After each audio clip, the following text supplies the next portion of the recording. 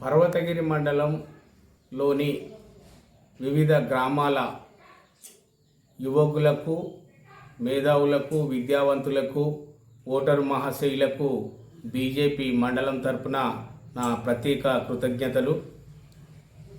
11వ తారీఖు జరగబోయేటువంటి సర్పంచ్ మరియు వార్డ్ మెంబర్స్ ఎన్నికల్లో బీజేపీ బలపరిచిన అభ్యర్థులను అధిక మెజార్టీతో గెలిపించాలని బీజేపీ మండల పార్టీ అధ్యక్షునిగా నేను కోరడం జరుగుతున్నది.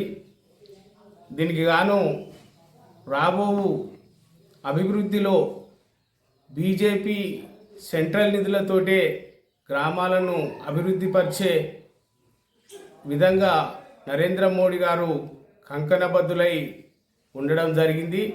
ఇంతకుముందు సుత ఉన్న అటువంటి పోయిన టైంలో సుత నరేంద్ర మోడీ గారి సెంట్రల్ నిధులతోనే గ్రామాలు సీసీ రోడ్లు, డంపింగ్ యార్డ్లు, శ్మశాన వాటికలు, పారిశుద్ధ్యం గురించి ప్రతి ఒక్క పని సుత, డెవలప్మెంట్ సుత, ఉపాధి హామీ పని, ఇవన్నీ కూడా ఈ సెంట్రల్ నిధులతోటే అభివృద్ధి కొంతవరకు జరిగింది.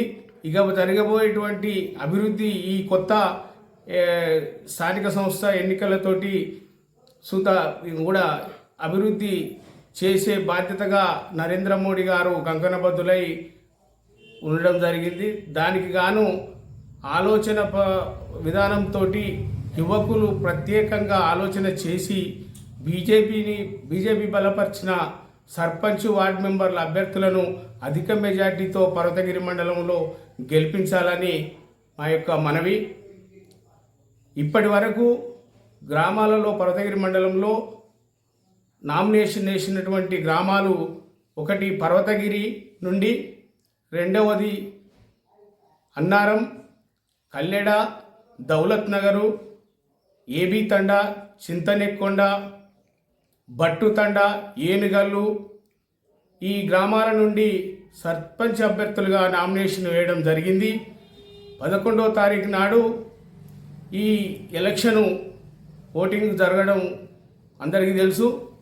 కావున దయచేసి ఈ యొక్క ఆలోచనను ఎవరి వల్ల డెవలప్మెంట్ అవుతుంది, ఏ నిధులతోటి ఈ గ్రామాలు బలోపేతం జరుగుతాయి అనేది ఆలోచన చేసి నరేంద్ర మోడీ గారి యొక్క ఆశయాలను మనం వమ్ము చేయకుండా ఈ యొక్క అభ్యర్థులను అధిక మెజార్టీతో గెలిపించాలని నా యొక్క మనవి.